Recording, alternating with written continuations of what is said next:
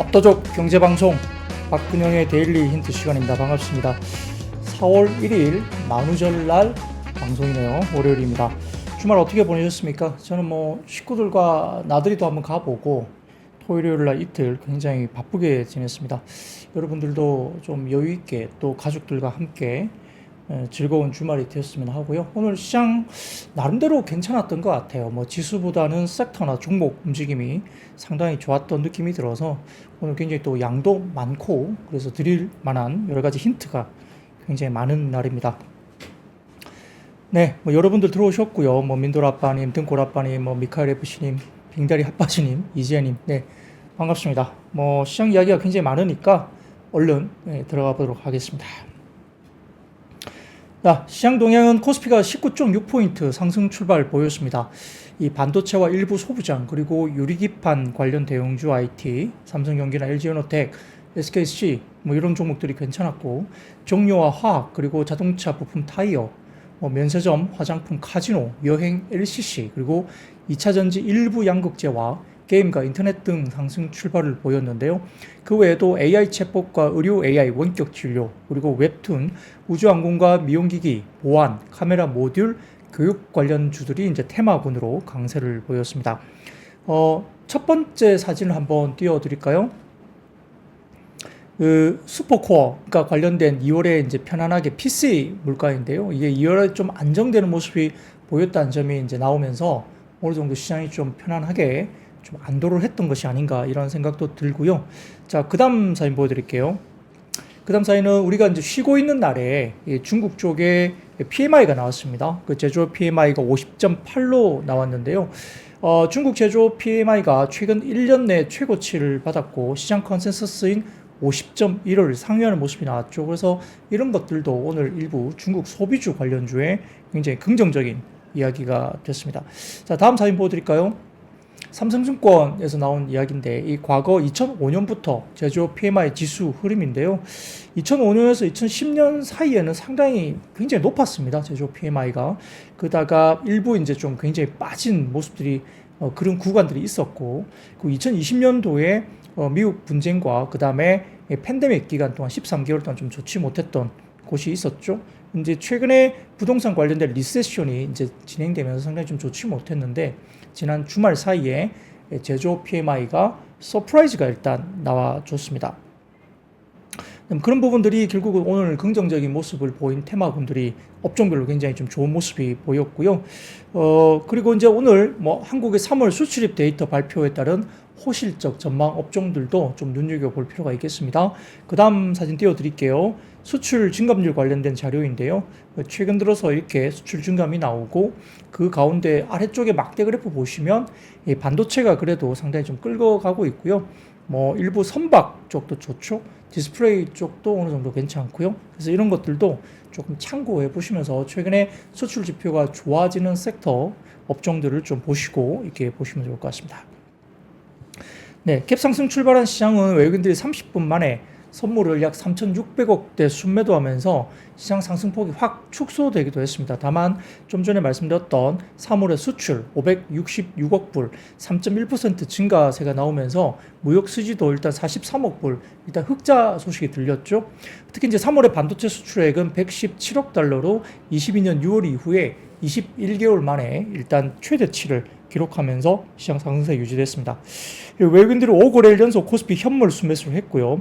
삼성전자가 장중에 52주 신고가 재차 경신도 하기도 했고 외국인들은 10거래일 연속 순매수를 나타내기도 했습니다. SK하이닉스는 장중 19만원 돌파하고 신고가 재차 경신했고요. 이렇게 4월 5일 삼성전자 잠정 실적 발표를 앞두고 반도체 업종이 일단은 지수 상승을 여전히 견인하고 있는데 오늘은 힘은 좀 빠지는 느낌이었습니다만 그래도 반도체 섹터가 유의미하게 그래도 끌어주었다 볼 수 있는 상황이고 한편 이제 전기차 판매 부진 영향에 자동차 수출액 감소되면서 현대차, 기아 포함 자동차 쪽은 조금 약세였죠. 반면 자동차 부품주는 저평가 분석에 그래도 종목마다 소폭 상승세를 보이기도 했습니다. 전체적으로 반도체 외에도 수출 데이터 주목할 만한 업종은 화장품입니다. 연초 이후에 수출 상승이 지속되면서 강세를 나타냈는데 1, 2월 달 본다면 전년비 36% 증가하는 수출 증가세가 일단 나오고 있죠. 아모레퍼시픽, LG생활건강 등 대형주도 저점 바닥론에 대한 리포트가 자주 나오면서 일단 반등세를 주었고요. 오늘 오전 발표된 중국 차이신 PMI 역시 예상치를 상회했던 부분들이 역시 중국 소비주에 긍정적인 영향을 미쳤다 볼 수 있습니다. 중국의 경기 개선 기대감이 살아났다고 볼 수 있는 거죠. 화장품 업종과 같은 국내 주식시장 내에서 중국향 수출 민감주 관련된 종목 그리고 매출액도 좀 눈여겨서 따져볼 필요는 있겠습니다. 자, 코스닥은 매크로 지표 확인 후에 중국 노출도 높은 업종, 성장주 갭 메우기의 강세였는데 역시 이제 높은 중국 노출도 탓에 중국 부진 속에 소외됐던 일부 게임주나 화장품주, 중국 지표 개선, 성장주 수급 유입의 강세를 보였고요. 엔터주 같은 경우는 SM의 중국 음반 판매 부진 이슈로 다소 좀 엔터는 약세를 보이기도 했습니다만 화장품 업종 강세 동반하면서 미용기기 섹터들은 급등을 했습니다. 외국인들이 코스피에서는 전기전자, 화학, 서비스, 유통을 매수했고요. 코스닥에서는 게임과 화학 등 매수가 들어왔고 외국인들은 코스닥에서 반도체를 일부 좀 매도를 했는데 지난주 금요일에도 제가 잠깐 방송 중에 코스닥 쪽은 외국인들이 다소 조금 반도체 쪽을 좀 팔고 있는 것이 아니냐 이런 말씀을 드리기도 했습니다. 기관은 코스피에서 화학과 서비스, 유통, 원수 창고를 매수했고요. 코스닥에서는 제약과 의료 정밀 그리고 화학 등을 매수를 기관들은 했습니다. 자, 그 다음 사진 보여드릴게요. 자, 계절적 요인입니다. 시즈널리티라고 하죠. 그래서 MSCI 코리아 관련된 한국 시장의 월별 계절성 이 부분에서 수익률이 어떤가? 3월은 굉장히 좋았어요. 1, 2월은 생각보다 그렇게 조금 1월은 역시 이제 연초 효과 때문에 좋을 수 있는데 2월은 좀 쉬었다가 3월 달에 좋았고 4월 달에 굉장히 또 좋은 모습을 보이기도 합니다. 근데 세린메이 이렇게 5월에는 팔고 나가라 이런 것도 있어서 5, 6월 달에는 또 계절적으로 좀 좋지 못한데요. 그 전에 4월 오늘 첫째 날입니다. 이번 달 어떻게 갈지 한번 봐야 될 것 같습니다. 그래서 이런 계절성도 오늘 조금은 참고를 해보시고 4월 접어드는 첫째 날 한번 이런 것도 고려를 좀 해보시기 바랍니다. 자, 이제 그러면 섹터로 한번 넘어가 볼까요? 자, 섹터 첫 번째 역시 반도체 쪽인데요. 산업통상자원부에서 발표가 3월 수출이 565억 6천만 달러로 작년보다 3.1% 증가했고 6개월 연속 수출 플러스를 기록했는데 역시 3월에 반도체 수출액이 117억 달러로 22년 6월 이후에 21개월 만에 최대치에 나타내면서 5개월 연속 증가세를 이어갔습니다. 아마 IT 수요가 급증했던 2022년 수준까지 회복이 거의 또 됐었기 때문에 코로나 시절에는 또 IT 수요가 굉장히 많이 급증했었지 않습니까? 이런 것들을 거의 또 회복할 정도로 최근에 굉장히 좋다는 이야기를 하는 거죠. 자, 그 다음 사진 띄워드리면 SK증권에서 3월의 반도체 수출액 잠정치인데요. 위에 보시면은 24년 2월과 3월 이렇게 회색과 붉은 막대 그래프로 이제 같이 비교가 돼 있고 아래쪽 보시면은 23년 12월과 24년 3월에 이 비교치가 나와 있습니다. 이렇게 보시면 전 월비로도 괜찮고 전 분기 대비로도 상당히 좀 좋을 가능성이 있다고 볼 수 있습니다. 디램 같은 경우는 전분기 대비 12% 그리고 낸드 같은 경우는 전분기 대비 31%, MCP는 8%, SSD는 44% 전분기 대비 증가하는 모습을 보였습니다. 더군다나 1분기 실적 시즌을 앞두고 삼성전자와 SK하이닉스가 호실적을 발표할 것이다. 시장 컨센 대비 좋은 실적이 나올 것이라는 것은 이미 이야기를 계속 해드렸던 것 같고요. 더군다나 삼성전자 같은 경우는 올해 1분기에 영업이익이 아마 DS, 디바이스 솔루션 부분의 영업이익이 5개 분기 만에 흑자 전환으로 돌아섰다는 것도 긍정적인 분위기가 될 수 있습니다. 흑자폭이 SK하이닉스도 굉장히 많이 늘 것으로 보이는 상황이고요. 유진투자증권에서는 삼성전자에 대해서 1분기 매출액이 75조 5천억 그리고 영업이익은 5조 5천억까지 기록하면서 실적 개선 폭이 컨센을 크게 상회할 것으로 일단 전망을 했습니다. 그럼에도 불구하고 삼성전자는 조금 종가 무렵의 약보합으로 끝났고요. 오히려 또 SK하이닉스가 역시 H뱅 관련된 주력을 가지고 주가들이 굉장히 좀 편안하게 또 올라가는 모습을 보였다. 이렇게 우리가 판단할 수 있겠습니다. 자, 그 다음 사진 보여드릴까요? 엄브렐라 리서치에서 가져온 자료인데요. 삼성전자와 하이닉스의 일간 외국인 순매수 추이입니다. 이 보시면 하이닉스는 그래도 좀 들쑥날쑥합니다. 일간으로 봤을 때 최근에 보면 좀 뭐 많이 사기도 했습니다만 또 팔기도 하는 모습도 들쑥날쑥하고 있는데요. 삼성전자 같은 경우는 외국인의 일간 순매수 동향이 굉장히 집중되면서 그렇게 안 팔고 있죠. 많이 상대적으로 SK 하이닉스보다 좀 덜 올라서 그런 건가요? 상대적으로 좀 덜 팔고 오히려 사고 있는 모습이고요. 하이닉스는 많이 사기도 하고 조금 팔기도 하고 뭐 그런 모습을 보이기도 했습니다. 그래서 이렇게 뭐 하이닉스와 삼성전자 역시 외국인들이 집중적으로 사고 있는 모습도 우리가 볼 수 있는 상황이고요.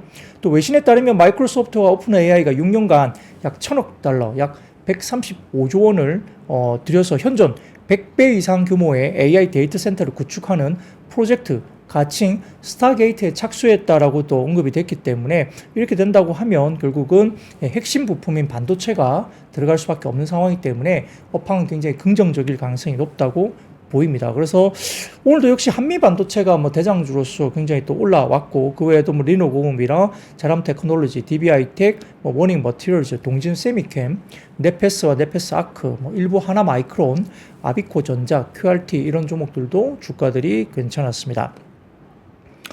자, SK증권에서 삼성전자에 대한 뭐 리포트가 나왔었는데요. 역시 HBM 시장 침투, 당위성에 대한 뭐 점증되는 어떤 부분들 코멘트를 했고요.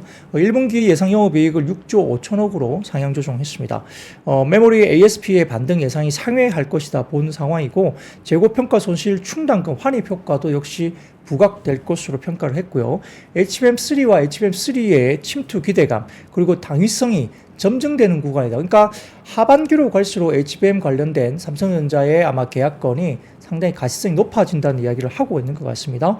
그래서 HBM3 이에 8단과 12단 쪽에 기술적인 선단 제품 공정 난이도가 급증하면서 업계의 공급의 눈높이가 또 낮아지니까 가격은 올라가고 또 삼성전자가 기술적인 난이도를 또 극복을 하면서 계약을 하게 되면 상당히 좀 편안한 주가 구간이다 봤는 거죠. 그래서 이 경쟁 강도 증가보다는 오히려 공급 불확실성에 주목을 하면서 하이닉스도 좋긴 합니다만 삼성전자도 편안한 구간에 돼 있다.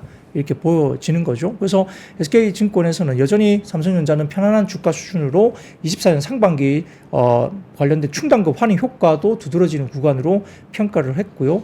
밸류에이션 회복 논리는 당연하다. 그래서 현재 주가는 시그웰 포워드 PBR 기준으로 봤을 때는 PBR 한 중반 정도까지 수준에 와 있다. 그러니까 아직은 조금은 룸이 많이 남아있다라고 평가를 한 것 같습니다. 자, 그 다음 사진 보여드릴게요. 디램 3사의 12개월 포워드 PBR 추인데요. 역시 보시면은 제일 아래쪽에 삼성전자가 있죠. 오른쪽 끝에 보시면. 그리고 중간쯤에 SK 하이닉스도 있고 마이크론이 훨씬 더 비싸네요.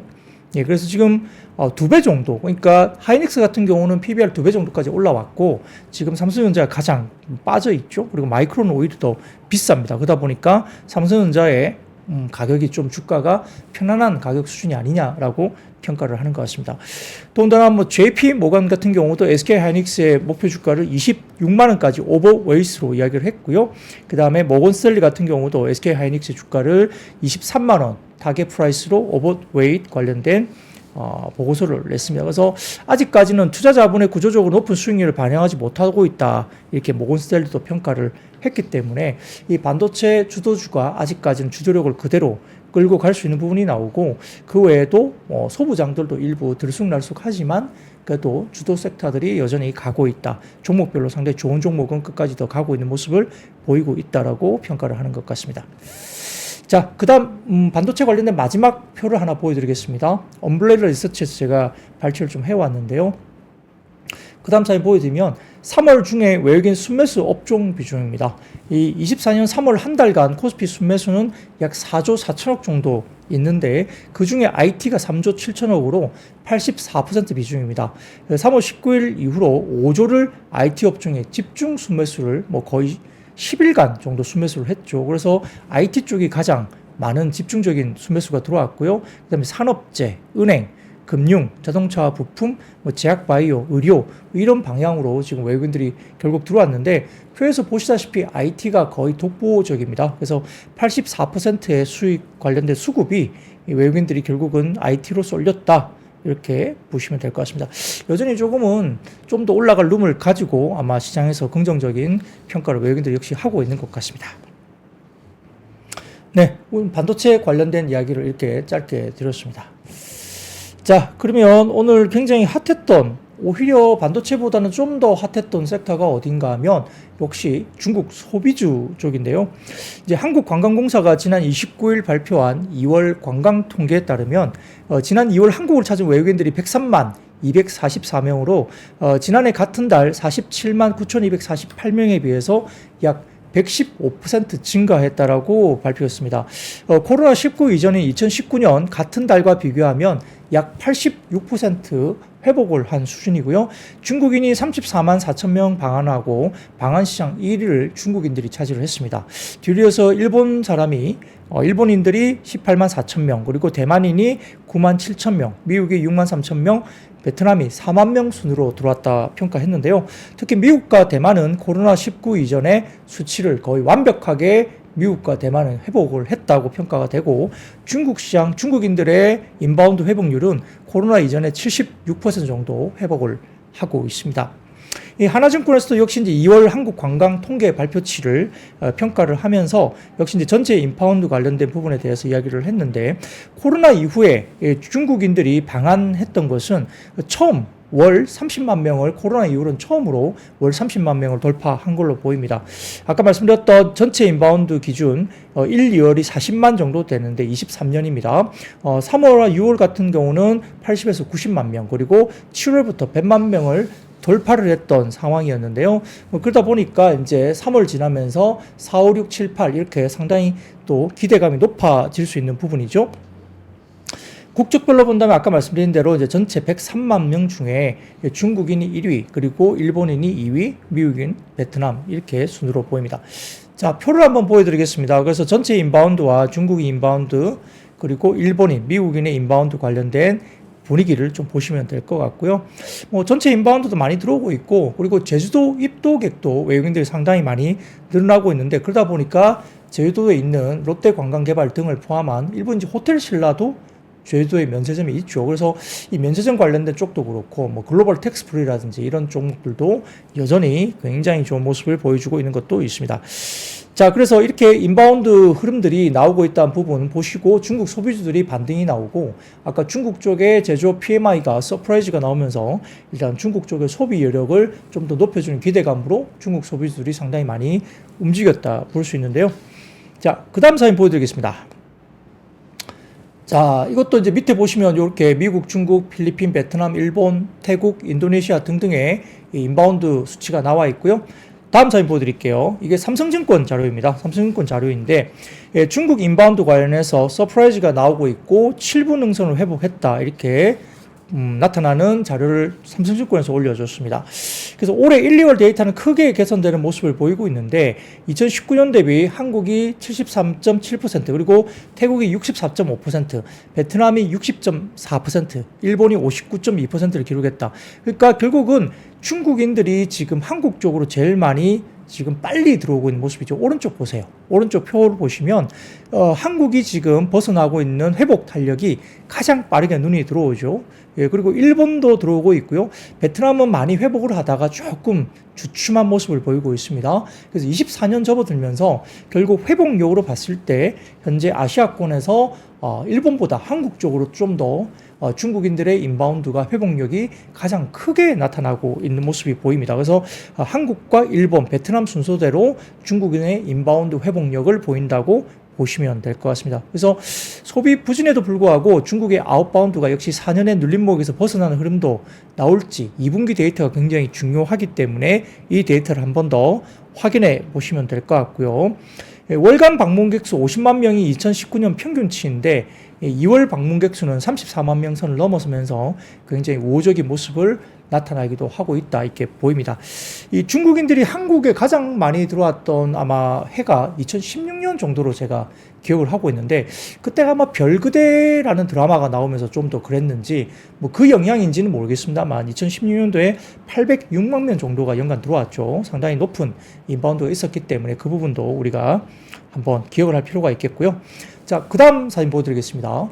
간절한 스터디 카페라는 플랫폼에서 제가 가져왔는데 제주도만 놓고 보면 제주도 외국인 월별 입도 현황을 보여드리는 자료인데요. 다음 사진 좀 띄워주세요.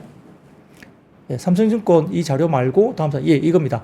제주도의 외국인 월별 입도 현황입니다. 이 보시면 입도객이 3월 달에 15만 5,835명 정도 들어왔죠. 그래서 3월 잠정치 정도인데 이거는 이제 중국인과 다른 외국인들 다 포함입니다. 그래서 전 월비 대비로는 45% 증가했고요.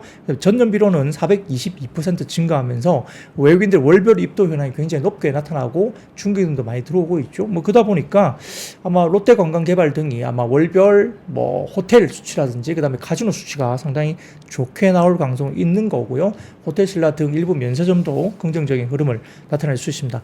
이걸 좀 더 비교해 보면서 좀 보기 좋은 자료가 있는데 하나 더 띄워드리겠습니다.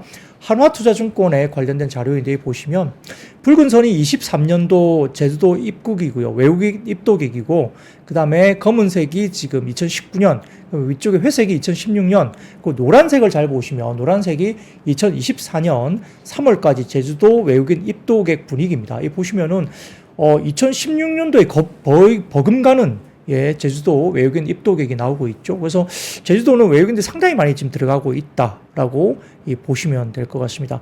저도 지금 여의도에 이렇게 더H 현대백화점이라든지 이렇게 지나다니 보면 백화점 내에도 상당히 외국인들이 굉장히 많으시고 아시아권의 외국인들도 굉장히 많이 들어와서 이렇게 쇼핑을 하는 모습들을 간간히 볼 수 있습니다. 그래서 이 방송 들어오는 과정 그리고 제가 그냥 현대백화점 그냥 놀러 가도 이렇게 맛있는 거 사 먹으러 가도 이렇게 외국인들이 많이 들어와 있는 모습을 볼 수 있기 때문에 1년 전과 사뭇 다른 느낌을 받는다라는 느낌을 정말 받고 있습니다. 그래서 이것도 참고를 해보시면 될 것 같고요.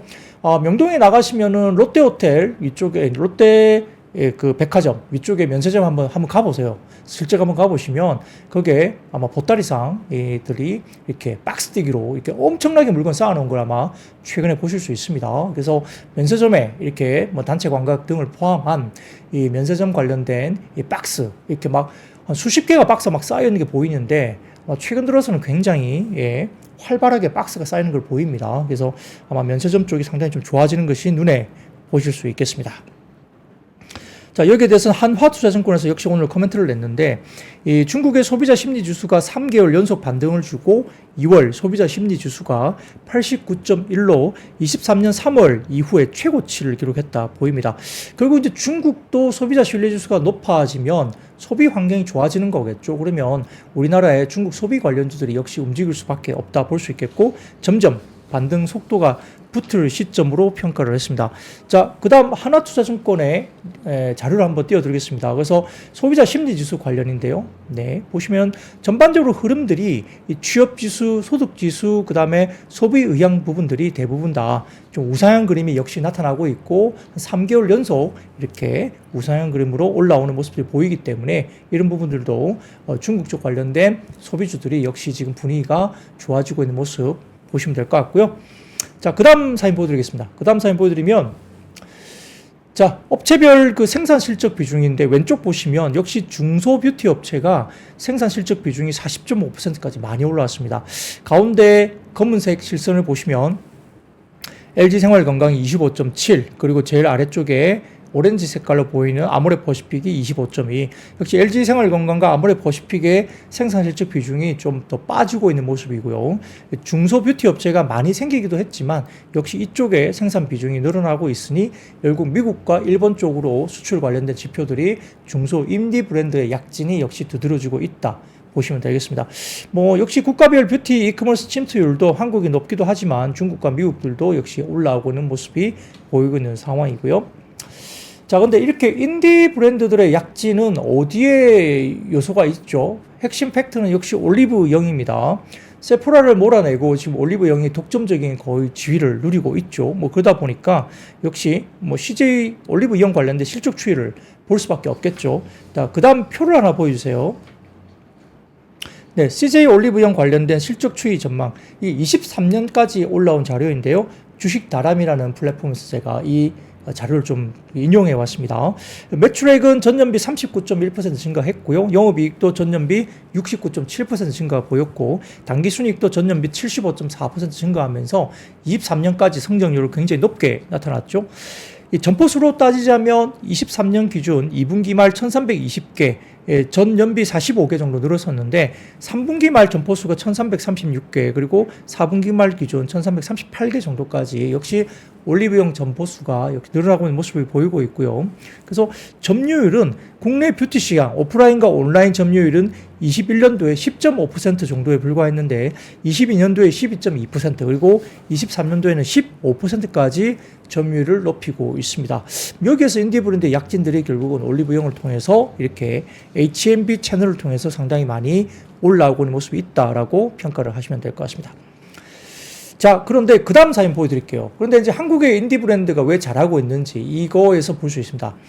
아래쪽에 보시면은 파란색 실선이 올타뷰티, 이게 이제 미국의 올타뷰티라는 한국의 올리브영과 같은 플랫폼인데요. H&B죠. 올타뷰티의 최근의 전체 매출도가 살짝 빠지는 모습을 보이다가 작년 연말부터 이제 올라오는 모습이 다시 보이고 있는데, 뭐 가성비가 좋은 쪽이 역시 이쪽에도 살짝 실적이 좋아지다가 이렇게 좀 빠지는 모습을 보이다 다시 회복세에 있습니다. 그런데 그 가운데 스킨케어 매출 비중 증가율은 오히려 굉장히 많이 높이 올라갔습니다.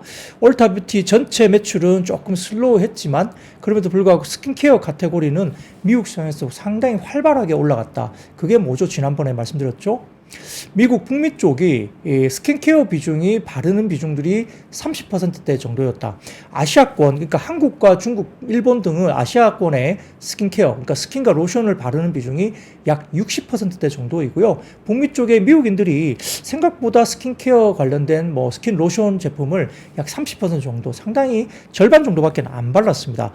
뭐 스킨 그 관련된 뭐 관리를 별로 그렇게 신경을 별로 안 썼던 거죠. 특히 선크림 같은 경우도 그렇게 많이 쓰지 못했던 그런 뭐 시장인데요. 최근 들어서 스킨케어 제품 관련된 점유율이 상당히 많이 올라오고 있고요. 그리고 선크림 제품까지도 지금 수출 비중이 상당히 늘어나는데, 한국 제품 중에 뭐 조선미녀 여러 가지 지금 인디 브랜드들이 미국과 일본 쪽으로 굉장히 많이 수출하고 있는데, 그 가운데 잘하고 있는 게 역시 스킨케어 제품입니다. 뭐 여러 가지 코스알엑스 제품도 그렇고요. 국내 제품들도 상당히 스킨케어 제품에서 미국 시장에 두각을 나타내고 있고, 색조보다는 지금 스킨케어의 약진이 미국 시장에서 나타나고 있다 볼 수 있습니다. 자, 그러면 그 다음 사진 보여드릴까요? 한국투자증권의 자료인데 미국 화장품 수입 금액 중에 한국 비중을 나타내는 점유율 비중입니다. 이 보시면은 지난 4월이죠. 작년 4월에 18% 밴드 상단까지 올라갔다가 벌써 20% 점유율을 밴드 상단을 깨고 올라가면서 미국 내 점유율에서 아마 한국이 거의 1위 수준이 아닐까 싶습니다. 그래서 이러한 약진은 스킨케어의 약진에서 두루지게 나타나고 있고요. 이것을 잘하는 업체들이 지금 미국 시장에서 수출 단위 이런 것도 상당히 잘하고 있고, 이런 것들을 또 플랫폼화해서 상당히 잘 매출을 나타내고 있는 것이 중국 비중이 거의 없으면서 북미나 유럽, 아시아 쪽으로 잘하고 있는 게 실리콘2라는 회사가 있죠. 이런 회사들도 상당히 약진을 나타냈다 이렇게 볼 수 있고요. 자, 그 다음 사진 보여드리겠습니다. 그 다음 사진 보여드리면 일본의 화장품 수입국에서 한국 점유율입니다. 이것도 보시면 거의 40%를 넘어갑니다. 그러다 보니까 이 일본 쪽의 화장품 수입국 중에 한국 점유율이 40%를 넘어가는 시장에서 일본도 굉장히 좋은 시장을 나타내고 있다. 그러니까 아마 수입 비중도 아마 일본에서 수입하는 화장품 비중이 한국 비중이 가장 1위로 높지 않은가 이렇게 평가를 받고 있습니다. 자, 지금 이제 화면상에 나오고 있는 표가 나오는데 PD님이 조금 착각하셔서 올려주셨는데요. 말이 나왔으니까 그대로 넘어가겠습니다. 지금 일본 화장품 수입 금액 나오고 있죠. 이 부분 보시면 될 것 같고요. 자, 그러면 아예 말 나온 김에 그대로 넘어갈까요? 그 다음 표를 보여주세요. 이겁니다. 자, 오늘 화장품 섹터와 더불어서 미용기기 섹터가 굉장히 급등을 했죠. 역시 이제 이런 부분들이 나오고 있는데, 지금 푸바오 이모 뭐 말씀도 뭐 다이소 일본 건가요? 뭐 한국 아마 법인 쪽이 있는 것 같고요. 네.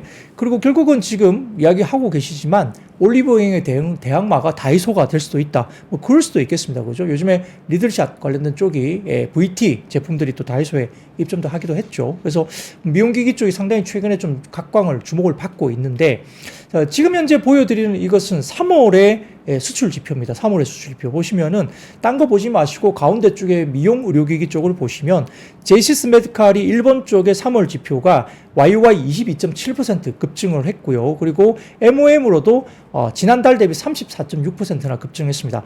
제이시스 메디칼은 뭐 미국 쪽에 아마 포텐자 제품하고 최근에 아마 추정컨대 덴서티라는 신규 프리미엄 제품이죠. 작년에 신제품 출시됐는데 하반기에 출시가 되면서 미국 쪽으로 수출이 상당히 급증하고 있는 것이 아닌가 이렇게 판단될 수 있는 부분이에요. 그래서 미국 쪽의 제품 관련해서 3월에 급증한 제이시스 메디칼의 수출 지표를 볼 수 있고요. 러시아 쪽이나 태국, 대만 쪽도 클래시스와 원텍 잘하고 있죠. 클래시스도 뭐 역시 지금 우리가 알고 있는 슈링크라든지 그 다음에 원텍 같은 경우도 올리지오 제품이 지금 러시아, 뭐 태국, 대만 이런 나라들로 상당히 많이 좀 집중하고 있다 이게 볼 수 있는 상황이고요. 자, 그 다음 사진 보여드리겠습니다. 그 다음 사진 보여드리면 이게 1분기입니다. 1분기 전체인데요. 이 보시면은 일본 쪽의 제이시스 메디칼이 또 1분기 전체로서는 상당히 좋죠. 26.8% 전년기로도 굉장히 좋았고요. 전분기로도 일본이 15.4% 제이시스 메디칼이 좋았습니다. 제이시스 메디칼 쪽으로 일본 쪽이 좋은 것은 포텐자도 좋았지만 아마 덴서티가 1월 달부터 본격적으로 일본 쪽에 나가기 시작했습니다. 그래서 프리미엄 제품인 덴서티가 급증하면서 일본 쪽의 수출 지표가 상당히 좋게 나타난 것 같고요. 뭐 클래시스가 1분기가 전년 대비로도 25.1% 좋았죠. 전분기 대비로는 클래시스가 조금 약했습니다. 마이너스 36.4%였고요. 태국 쪽은 클래시스가 상당히 지표가 좋네요. 상당히 많이 태국 쪽으로 집중을 하고 모습을 보이고 있고 원텍 같은 경우는 대만 쪽으로 조금 집중되는 모습이 보여서 역시 이런 부분들을 좀 지표를 참고를 해보시면 될 것 같습니다. 자, 이런 지표가 이제 다올투자증권에서 오늘 올려주신 자료인데요. 그러다 보니까 다올투자증권에서 코멘트를 이렇게 냈습니다. 24년 3월 그 러시아와 태국, 대만은 각각 전년비 85.9%와 22.8%, 31.4% 성장하면서 미용 의료기기 견조한 성장세를 견인한 시장으로 볼 수 있고 그 다음에 전반적으로 3월에 미국 수출 또한 약 1220만 달러로 전년비 22.7%나 급증했다. 그래서 비수기인 1분기에도 불구하고 4분기 대비 견조한 수출 기록을 하고 있고요. 또 1분기 보면 원텍이 태국향 70대 수요 중에 40대를 선정해서 장비 매출 약 20억을 평가를 받았다라고 이제 이야기를 했고요. 제이시스 메디칼 같은 경우는 사이노쇼항 아마 북미 쪽인 것 같습니다. 이쪽에 MOQ가 475대로 전년 대비 75대 증가했다는 겁니다. 제이시스 메디칼의 이 MOQ가 더 증가한 것은 왜 중요하냐? 지금 사이노쇼가 루트노닉에 피인수됐죠. 그러다 보니까 제이시스 메디칼의 이 사이노쇼 관련된 포텐자 제품이 루트노닉이 사이노쇼를 인수하다 보니까 아마 제이시스 메디칼이 팽당한 거 아니냐. 결국은 여기서 아마 제이시스 메디칼의 제품이 빠지고 사이노쇼를 인수한 루트노닉의 제품이 아마 나갈 것이다. 이런 평가를 받으면서 제이시스 메디칼이 급락을 했죠. 근데 실제로 제이시스 메디칼의 사이노쇼향 북미 쪽으로 나가는 MOQ 그러니까 이제 꼭 사줘야 되는 계약이죠. 우리가 바인딩 계약 비슷하게 생각하시면 될 것 같습니다. 이렇게 확정적인 어떤 계약 수가 475대로 오히려 전년 대비 23년 대비 75대가 더 늘어났습니다. 그러니까 루트노닉 때문에 빠진다는 이야기는 근거가 없는 것이죠. 클래시스 같은 경우도 올해 4월 브라질과 태국 볼리머 출시 예정에 있다. 이렇게 볼 수 있기 때문에 클래시스도 신규로 아마 브라질과 태국 제품 관련된 어떤 신규 수출 모멘텀도 있다 볼 수 있겠습니다. 그리고 지난 3월 22일 날 비올이 실퍼맥스를 중국 쪽에 NMPA 품목 허가를 획득했죠. 그래서 이런 것들도 실제 비올의 신고가를 나타내는 모습도 보이고 있는데 5년간 180억이라 사실은 매출 자체는 큰 의미는 없습니다. 5년간 180억이면 연간 단위로 빠지면 사실은 뭐 한 30억대 정도 되나요? 그러니까 그렇게 규모로 봐서는 뭐 그렇게 크지 않습니다만 상징적인 의미가 있죠. 왜냐하면 비올 말고도 다른 회사가 중국 쪽에 진출을 하는데 다른 회사들이 오히려 매출 규모가 굉장히 볼륨이 크다고 기대할 수 있는 것이죠. 그래서 지금 비올 같은 경우는 신고가를 형성하면서 현재 24년 기준 PER이 22배까지 올라왔습니다. 굉장히 많이 올라왔죠. 비올 같은 경우는. 그래서 지금 프리미엄 고평가를 받고 있는데요. 당초 이제 미용 의료기기 업종의 중국 진출 기대감이 22년 이후로 꾸준하게 이야기됐지만 늦어지면서 완전 기대감이 없어져 버린 거죠. 그런데 이 비올의 품목 허가가 나오면서 다른 종목에 대한 기대감이 높아지고 있는 거죠. 특히 이제 그 종목이 뭐냐? 중국 쪽으로 관련된 똑같은 허가를 지금 신청한 회사가 제이시스 메디칼과 원택입니다. 그렇기 때문에 이런 부분들이 결국은 추후에 이야기가 나올 걸로 보이고요. 중국에 대한 기대감이 전혀 반영되지 못한 주가로 움직이고 있어서 제이시스메이칼과 원택 정도는 관심주에 놓고 봐야 될 것 같은데, 아까 말씀드렸던 1, 2월 미용 의료기기 강남구 클래시스, 그리고 금천구 제이시스메이칼, 유성구, 원택 이런 종목들이 시장 추천치를 상회하는 수출을 기록하고 있기 때문에 제 생각에는 아마 1분기 호실적 또는 아마 1분기는 분기 최대 실적이 이런 종목들이 나올 가능성이 저는 굉장히 높다 보고 있고요. 1분기보다는 또 2분기가 좀 더 높아지는 구간이라서 1, 2분기까지 아마 분기 최대 실적이 경신을 할 가능성이 높습니다. 그래서 신고가를 경신한 종목 말고 신고가를 경신하지 못했던 가운데 이렇게 실적 호조세를 나타낼 수 있는 종목을 중심으로 지금은 관심 종목으로 좀 놔두셔도 될 것 같다 생각이 들고요. 아까 비올이 PER 기준 22배까지 올라왔고 클래시스가 올해 실적 PER이 25.5배로 다울투자증권 평가를 했고요. 제이시스메이칼이 올해 실적 기준 PER이 14.6배로 굉장히 저평가되어 있고 원택도 올해 실적 대비 PER이 15.8배로 극심한 저평가를 평가받고 있기 때문에 일부 말씀드렸던 저평가라고 평가받는 종목 중심으로 이제는 관심을 가지고 주식을 좀 사보셔도 되지 않을까 이런 생각을 해봅니다. 예, 이렇게 화장품과 미용기기 관련까지 오늘은 이야기를 다시 드려봤습니다. 자, 그 다음으로 넘어가겠습니다. IT 가운데 유리기판 관련된 이슈가 좀 있었죠. 사진을 좀 띄워주시면 옴디아 관련된 소식입니다. 그래서 외신에 따르면 애플이 차세대 모바일 프로세서 AP의 최첨단 반도체 패키징 기술인 유리기판을 적용하기 위해서 삼성전기 등 삼성전자 계열사와 협력할 것이라고 전해졌습니다. 대만의 산업지 디지타임즈와 미국의 IT 전문지 9to5Mac 같은 경우도 공급망 보고서를 인용하면서 결국은 애플이 차세대 AP에 기존 플라스틱 PCB 대신 유리기판 적용을 검토하고 있고 삼성전자 계열사와 협력할 가능성이 크다고 밝혔습니다. 삼성전자 계열사라고 하면은 삼성전기가 아마 추정이 되겠죠. 여기에 따라서 이렇게 이야기가 되고 있고요.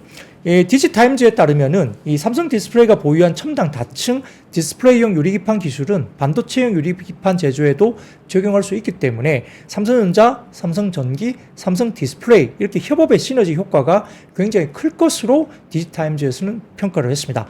9to5Mac에서도 애플은 유리기판 시장에 조기 진입하기를 원하는 만큼 아마 시장 선도적인 위치에 있는 삼성전자 계열사와 협업할 것이 확실하다라고 언급까지 했습니다. 이에 반도체 업계 미래 성장 동력으로 여겨지고 있는 첨단 패키징과 유리기판 시장을 선점하기 위해서, 근데 제일 빠른 것은 어디죠? 우리가 유리기판으로 한다면 현재 기술적으로 제일 빠른 곳은 SKC입니다. SKC의 자회사인 앱솔루스가 있죠. 이쪽이 제일 빠르고요. 그 다음에 삼성전기, LG노텍의 경쟁이 한층 치열해질 것으로 보는 것 같습니다. 이 관련해서 아까 말씀드렸던 대형주도 올랐고요. 그 외에도 필옵틱스, 그 다음에 YC캠, 그 다음에 캠트로닉스 관련된 유리기판 관련주도 언급이 되면서 올랐고요. 관계사 레이저앱스가 첨단 반도체 유리기판용 고강도 레이저 절단 장비를 개발했다는 소식 속에 탑 엔지니어링도 시장에서 각광을 받았습니다. 자, 그 다음 사진 하나 보여드릴게요. 그래서 유리기판이 왜 중요하냐?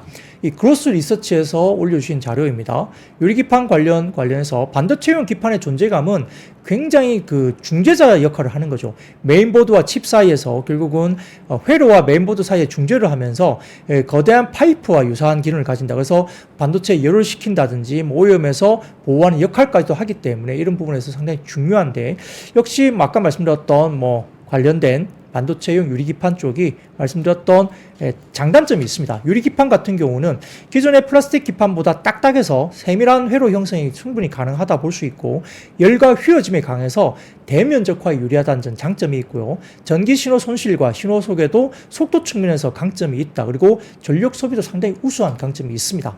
다만 단점은 유리 특성상 외부의 환경, 충격이나 압력에 취약하고 생산 단가가 비싸다는 것이 있기 때문에 약간의 시장이 좀 필요한데, 이런 부분들이 역시 열리고 있는 시장으로 볼 수 있기 때문에 관련주까지 보시면 될 것 같습니다. 자, 그 다음입니다. 그 다음에 역시 이제 의료 AI 관련된 이슈가 오늘 좀 불거지면서 관련주들이 상당히 좋았는데요.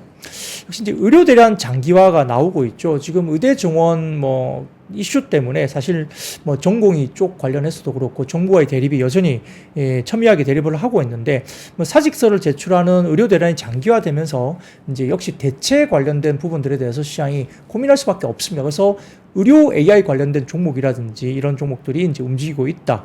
이게 볼 수 있는데 역시 이제 인력난 해소나 병원 수익성, 경영환경 개선 효과에 대한 한몫을 할 수 있는 기대감 때문에 의료 AI 쪽이 이야기되고 있는데 근데 사실 AI가 당장 의료진을 다 이렇게 대체할 수는 없습니다. 뭐 그러기에는 좀 너무 아직까지는 뭐 사람이 필요한 구석이 굉장히 많고요. 이 반복 작업이나 진단 보조 등에 활용될 효율성 이런 부분은 좀 일부 침투를 할 수 있겠죠. 그래서 한국투자증권에서 오늘 관련된 종목 가운데 뷰노라는 종목에 대해서 오늘 언급을 했고 코멘트를 냈습니다. 그래서 의료 공백이 길어짐에 따라 뷰노에 관련된 제품의 필요성이 높아지고 있고 인공지능 기반의 심정지 예측 의료기기 관련해서도 실제 이 적용을 한 일반 병동에서 고위험 환자를 선별해서 신속한 대응을 할 수 있게끔 사례도 굉장히 나타나고 있다고 분석을 했습니다.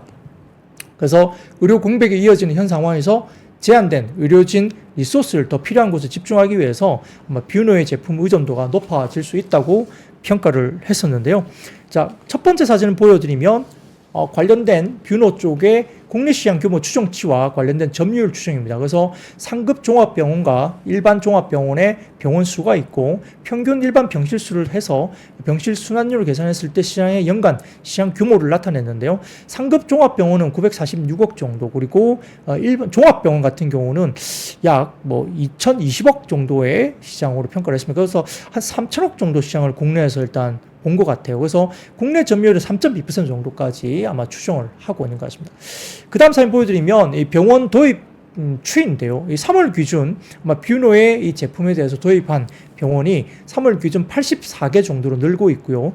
작년 아마 8월 정도에 3개 정도 병원에서 지금 84개까지 굉장히 급격하게 늘어나고 있는 모습이 보인다.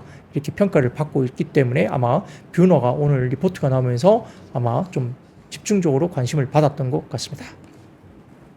그 외에도 모아 데이터, 엔젠바이오, 인성정보, 셀로메드, 루닛 관련된 의료 AI 테마도 상당히 좋았다 볼 수 있겠습니다. 네. 이건 뭐 주식시장을 떠나서 의료 대란은 조금 빨리 해결이 됐으면 하는 개인적인 바람입니다. 아무래도 필요한 곳에 의료 공백이 생긴다면 또 국민들이 또 굉장히 좀 힘들어질 수 있겠죠.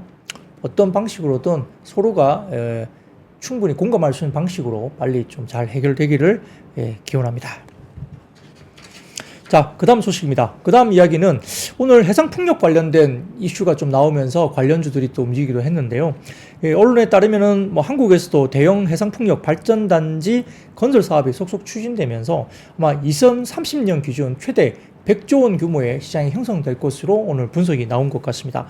아마 정부는 제10차 전력 수급 기본 계획을 바탕으로 2030년까지 설비 용량 14.3기가와트의 해상풍력 발전 시설을 국내에 보급하는 것을 목표로 해서 발표가 나온 것 같은데요. 현재 국내 상업운전 해상풍력 발전 단지는 제주 탐나가 30메가와트, 그리고 서남권이 60메가와트, 영광이 34.5메가와트 세 곳으로 개별 단지 규모가 작기 때문에 아마 세 곳을 모두 합친 누적 설비 용량은 124.5메가와트 정도에 불과합니다. 그렇기 때문에 아직 국내 기반이 거의 없는 상태에서 14기가와트 이상의 해상풍력 보급을 해야 되는 상황이니까 완전히 초기 단계로 볼 수밖에 없겠죠. 그래서 1기가와트당 건설비를 약 7조 원 정도로 추정을 해본다고 가정을 한다면 2030년까지 14.3기가와트의 해상풍력을 국내 보급하는데 민간을 중심으로 약 100조 원 정도 시장에 열린다고 평가를 하는 것 같습니다. 한편 이제 덴마크 기업인 오스테드도 작년 11월 인천에서 70km 떨어진 서해에서 1.6기가와트 규모의 국내 최대 규모의 해상풍력 발전 사업권을 얻은 바 있고, 오스테드는 공유 수면 점유라든지 사용 허가 그리고 환경 영향 평가 등의 남은 인허가 절차를 거치면서 8조 원 정도를 들여서 이르면 2030년까지 해상풍력 발전단지를 건설한다. 이렇게 말씀 주셨기 때문에 아마 뭐 관련해서 LS 머티리얼즈, 유니슨, 뭐 동국 SNC, CM 플러스, 그 다음에 SK 오션 플랜트 등의 풍력 에너지 관련주들이 올라왔다라고 평가를 했습니다. 근데 풍력 관련주나 뭐 태양광 관련주가 연속성을 가지고 가기가 참 힘듭니다. 이게 신재생 쪽은 이렇게 당장 분기 단위로 월 단위로 이렇게 실적이 바로바로 나오는 종목들이 아니기 때문에 이러한 뉴스가 나오고 또 주가들이 이런 기대감에 반영을 하면서 주가가 좀 단기적으로 올라가면 뭐 분기나 뭐 월간 단위로 실적이 나왔을 때 되게 많이 실망감을 많이 가지죠. 왜냐하면 워낙 5년, 10년 이런 단위로 이야기가 되다 보니까 분기 단위로 연속적으로 이제 실적이 좋아지는 그런 모습이 잘 안 나옵니다.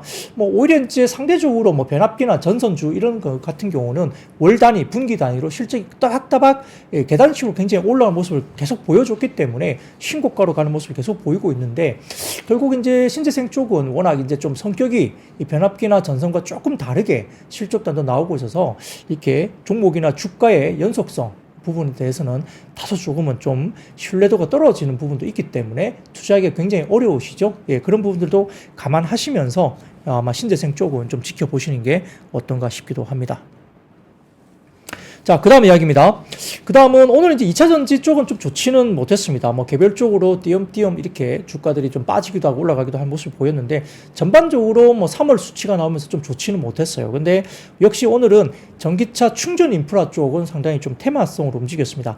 이 전기차 보조금 단가가 내년 예산안에서 더 줄어들 예산으로 보이고 있기 때문에 전기차 판매에 대한 수요가 또 상당히 좀 부정적인 영향이 또 많이 나타나고 있죠.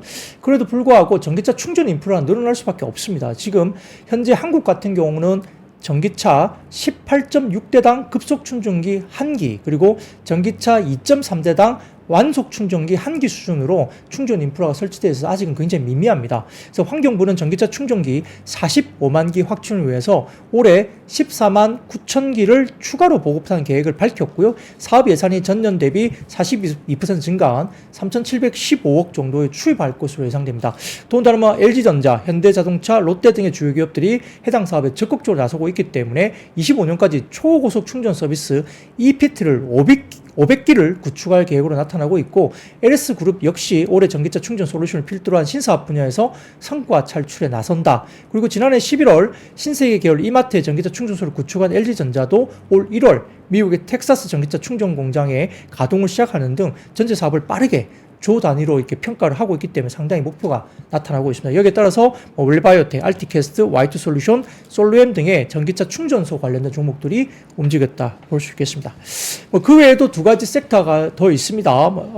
마이크로소프트와 오픈 AI 관련된 AI, 클라우드 컴퓨팅과 AI 소프트웨어 관련된 이야기들, 그리고 네이버 웹툰 관련된 웹툰 관련주들의 급등 소식, 이런 부분들도 뒤에 있는데 시간상 이제 마무리해야 될 것 같고요. 나머지 관련된 두 가지 업종은 3프로TV 앱에서 시내 자료실에서 원고를 찾아보시면 나머지 관련된 쪽과 관련된 자료가 잘 정리되어 있으니까 판단해서 참고를 해보시면 될 것 같습니다. 자, 오늘도 정리한 자료, 준비한 자료 여기까지입니다. 열심히 들어주셔서 감사하고요. 여러분 아시죠? I see you!